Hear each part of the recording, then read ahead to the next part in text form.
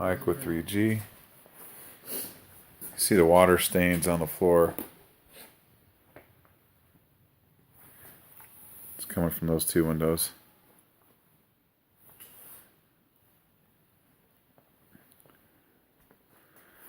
It's made it all the way to this corner over here. You can see they've had some damage done to their personal property there. You can see where the boxes were sitting. So the water is coming all the way from that side to the side over here. And once I get closer to the windows, you can see exactly why. You can see how it's poured right on the bottom of the window. You can see the water lines. I think you can at least.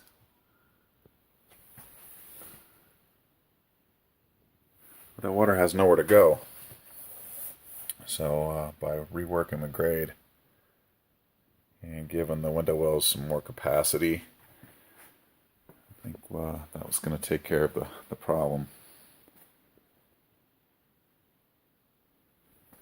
But we looked at the foundation. You didn't see any cracks or any evident damage. I think it's just spilling over these windows, and the water has nowhere to go except for right in the basement.